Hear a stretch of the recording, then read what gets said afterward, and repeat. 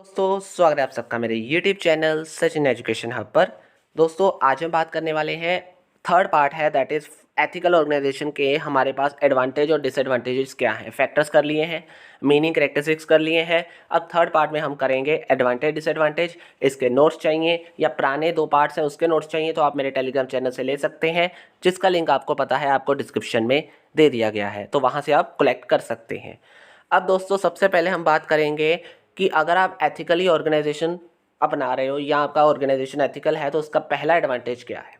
तो पहला एडवांटेज है कि आपको जो लीगल इश्यूज हैं वो कम हो गए, यानी व्हेन एवरीथिंग इज सिस्टमैटिक और functional in addition your worker are cooperative understanding then you won't be facing any problem regarding the legal obligations. यानी अगर आपको लीगल इश्यूज कम करने हैं तो आपको एथिकल ऑर्गेनाइजेशन अपनाना पड़ेगा। उससे क्या होगा, हर एक वर्कर आपका एथिकली काम करेगा, यानी एथिक्स में रहकर काम करेगा। उससे अंडरस्टैंडिंग आ जाएगी, उससे उसकी नॉलेज बढ़ जाएगी और उससे सारा काम फंक्शनली कोऑपरेटिव हो जाएगा। तो यहाँ पे आपका क्या हुआ एडवांटेज, सबसे पहले कि आपके जितने भी लीगल इश्यूज थे वो कम हो गए। चलो ख़त्म तो नहीं कह सकते, कम हो जाएंगे। तो कम होने का भी बहुत ज़्यादा आपको क्या है यहाँ पे फ़ायदा है। तो आपका पहला एडवांटेज हो गया यहाँ पे। दूसरा एडवांटेज आता है आपका डिसीजन मेकिंग यहाँ पे ईजी हो गई है। यानी अगर आपका ऑर्गेनाइजेशन एथिकल है आपको कोई प्रॉब्लम ही नहीं आ सकती। क्यों नहीं आ सकती? क्योंकि अगर आप एथिक्स में रहकर काम करो, आपके सारे एम्प्लॉयज़ एथिक में रहकर काम करें तो उनको भी सेटिस्फेक्शन है, आपको भी सेटिस्फेक्शन है। अगर वो एथिकल्स क्लियर हैं तो ऑटोमेटिकली अगर सेटिस्फेक्शन दोनों साइड पे हो जाए या फिर आपके ऑर्गेनाइजेशन में सेटिस्फेक्शन है तो डिसीजन ईजी हो जाएंगे। क्लियर हुआ? अब आपके पास है तीसरा point, that is strong public image. आपकी अगर ऑर्गेनाइजेशन में सारा काम एथिकली हो रहा है या एथिकल ऑर्गेनाइजेशन आपने क्रिएट किया हुआ है या आपका ऑर्गेनाइजेशन एथिक्स के वे में पूरा क्लियर है तो ऑटोमेटिकली आपके जो रिलेशंस है पब्लिक के साथ वो भी अच्छे हो जाएंगे। और अगर आपके रिलेशंस अच्छे हो गए आपकी रेपुटेशन अच्छी बन जाएगी, और आपकी रेपुटेशन अच्छी हो गई, more reputation related to more profit. तो ऑर्गेनाइजेशन अगर आपका एथिकल जा रहा है तो आपके एडवांटेज यहाँ पे प्रॉफिट के साथ ही रिलेट कर रहे हैं, तो आप देख सकते हो। अब फोर्थ पॉइंट आता है team work. Ethical organisation cultivate team work among employees also as ethics feels the employees that how much they important in the organization and require the teamwork to achieve a goal। ethics आपके employees को cultivate करते हैं, बताते हैं कि how much आप कितने important हो ऑर्गेनाइजेशन के अंदर। और अगर आप टीम वर्क अपनाओगे तो आपके गोल्स और ऑर्गेनाइजेशन के गोल्स इकट्ठे अचीव हो जाएंगे, और आपके भी और हमारे भी गोल्स अगर अचीव हो गए तो कंपनी या फिर ऑर्गेनाइजेशन को क्या हो जाएगा, प्रॉफिट। और कहीं ना कहीं वो टीम वर्क क्रिएट होने की वजह से आपका हमारा दोनों का बेनिफिट हो जाएगा। तो इससे क्या हो रहा है, टीम वर्क भी बढ़ गई और आगे भी आपको इसके बहुत सारे बेनिफिट हो गए। फिफ्थ आता है आपके सामने अडेप्टिव टू चेंजेस। देखो, worker with professional ethics in a work place are definitely the master की।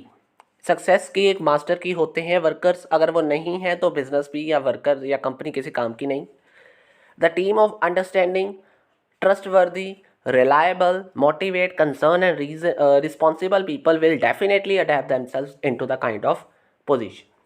अगर आप बात कर रहे हो यहाँ पे तो आपको यहाँ पे क्लियर हो रहा है कि वर्कर जो है वो एक तरीके की आपकी सक्सेस ही है। अगर वो अंडरस्टैंडिंग है, रिस्पॉन्सिबल है, रिलायबल है, मोटिवेट है तो आपके लिए ही बेनिफिट है।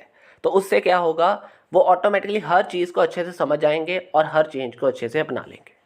तो अडेप्टिव टू चेंजेस आपका एडवांटेज होगी। Asset protection and assurance, when your worker possesses an ethical working environment और behaviour in your work place the company maintenance cost decreases. Automatically अगर आप एथिकल ऑर्गेनाइजेशन अपना रहे हो, वर्किंग कंडीशन अच्छी हो जाएंगी, उससे आपका जो काम करने का तरीका वो भी अच्छा हो जाएगा। उससे क्या होगा, हर एक काम करने की कॉस्ट जो है वो कम होती जाएगी, और कॉस्ट कम होती जाएगी उससे क्या होगा, एसेट की प्रोटेक्शन और एश्योरेंस आपके पास आती जाएगी, यानी आपके ऑर्गेनाइजेशन को ज़्यादा नुकसान होने के चांसेस नहीं रहेंगे। अब उसके बाद हमारे पास सेवन्थ आता है एम्प्लॉयज़ ग्रोथ। अब इतना सब कुछ हमने पढ़ा, एम्प्लॉयज़ को मदद हो रही है, एम्प्लॉयज़ रिस्पॉन्सिबल बन रहे हैं, एम्प्लॉयज़ टीम वर्क में आ गए, एम्प्लॉयज़ अंडरस्टैंड हो गए, एम्प्लॉयज़ स्किलफुल तरीके से काम कर रहे हैं, तो उससे क्या हो रहा है, ऑटोमेटिकली आपकी ग्रोथ हो रही है। किसकी ग्रोथ हो रही है, एम्प्लॉयज़ की ग्रोथ हो रही है। हो गया फ़ायदा।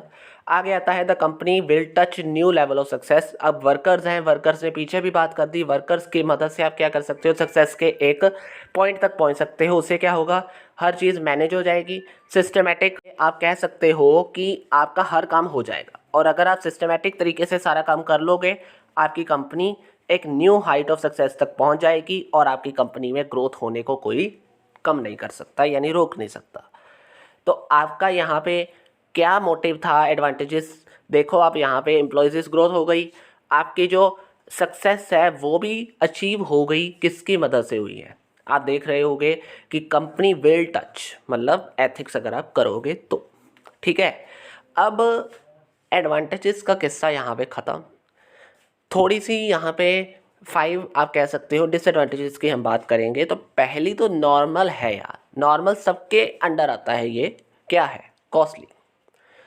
एथिक्स है, उसे भी इम्प्लीमेंट करना पड़ता है, और लार्ज स्केल तक इम्प्लीमेंट करना पड़ता है, लंबे समय तक चलाना पड़ता है, चेंजेस करनी पड़ती हैं। तो क्या है, that is it is very much costly. अगर हम कॉस्टली कहीं पे वर्ड लेकर आते हैं तो ऑटोमेटिकली हमें माइंड में ये भी रखना होगा कि वो टाइम कंज्यूमिंग भी है। तो पहली थी कॉस्टली, और दूसरी साथ में ही आपको जोड़ देनी है, दैट इज़ टाइम कंज्यूमिंग। तो कहीं ना कहीं अगर इतनी लंबी प्रोसेस है तो उसको टाइम भी तो चाहिए। अगर इम्प्लीमेंट करना है तो टाइम भी तो लगेगा। टाइम कितना लगेगा, बहुत ज़्यादा लगेगा। तो ऑटोमेटिकली हर एक लंबे, मतलब हर एक ऑर्गेनाइजेशन की ब्रांच तक या ऑर्गेनाइजेशन के हर एक कोने तक आपको बचाना है कि आपके ऑर्गेनाइजेशन एथिक्स अफेक्ट ना हो। तो टाइम कंज्यूमिंग हो गया। थर्ड है मैनेजमेंट का सपोर्ट चाहिए, जो कि नहीं मिलता। इसकी बजाय, सपोर्ट की बजाय आपके क्लैशेस क्रिएट हो जाते हैं। यानी आप ऑर्गेनाइजेशन के एथिक्स कह रहे हो ऐसे करना है, और मैनेजमेंट को चाहते हो कि आप हमारी मदद करें, और मैनेजमेंट ऊपर से कहता है कि हम अपने अपने एथिक्स तैयार करेंगे। और अपने एथिक्स के तैयार करने का मतलब क्या है, यहाँ पे ऑर्गेनाइजेशन और मैनेजमेंट के बीच में क्या हो गए, क्लैशेस। तो कहीं ना कहीं ये भी इफेक्ट हुआ। आगे आता है next, that is required full clarity, जो कि नहीं मिलती। कितने भी एथिक्स तैयार कर लो, एक नया एम्प्लॉय आ गया, उसकी मदद से क्या होगा, यानी उसकी नॉलेज इतनी है नहीं, एथिक्स उसने पढ़े ज़रूर है लेकिन समझे नहीं है, तो कहीं ना कहीं क्लैरिटी उसे नहीं है। या फिर कोई भी एम्प्लॉय है जो इतना नहीं जानता, उसे क्लैरिटी नहीं हुई, या आप कह लो एथिक्स इतनी क्लैरिटी नहीं करते कि आपने काम किस तरीके से करना है, या फिर ये कैसे करना है, वो कैसे करना है। तो कहीं ना कहीं फुल क्लैरिटी नहीं मिलती, चाहे वो एथिक्स ही क्यों ना हो। तो आपकी क्लैरिटी ना होने की वजह से, मैनेजमेंट का सपोर्ट ना होने की वजह से, कॉस्टली और टाइम कंज्यूमिंग ना होने की वजह से डिसएडवांटेज क्रिएट हो रही है। एक लास्ट रह गया था, not suitable for small companies. अब लार्ज दायरे तक तो आपने सारा काम कर लिया, अब स्मॉल दायरे तक भी ले जाओ। यानी अगर आप बात कर रहे हो कि एथिक्स अगर आप लार्ज कंपनी तक तो अपनाते हो, ठीक है, वो करना भी ज़रूरी है क्योंकि लार्ज स्केल तक है, लेकिन स्मॉल में इतने पर्सनस या वर्कर्स काम ही नहीं करते, वहाँ पे ज़रूरत ही नहीं पड़ती।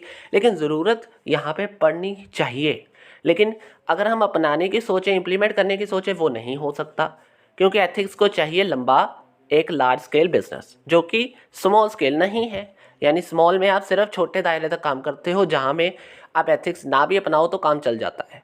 तो कहीं ना कहीं ये भी प्रॉब्लम है कि स्मॉल स्केल लिए एथिक्स इम्प्लीमेंट ही नहीं किए जाते या हो नहीं सकते। तो ये भी एक डिसएडवांटेज क्रिएट हो रही है। तो आज के लिए इतना ही है दोस्तों। वीडियो अच्छी लगी है, समझ आ गई है, एडवांटेज डिसएडवांटेज ईजी थे, नोट्स आपके सामने मिल गए आपको। नोट्स आपको और भी लेने हैं, आप टेलीग्राम चैनल से ले सकते हैं, जिसका लिंक आपको पता है, आपको डिस्क्रिप्शन में दे दिया गया है। वीडियो अच्छी लगी है तो लाइक शेयर एंड सब्सक्राइब करना मत भूलना। कहीं पे प्रॉब्लम है तो नीचे दिए गए कमेंट बॉक्स में कमेंट भी कर सकते हो दोस्तों। आज के लिए इतना ही है वीडियो के अंदर। लाइक शेयर एंड सब्सक्राइब करना मत भूलना। Thank you very much.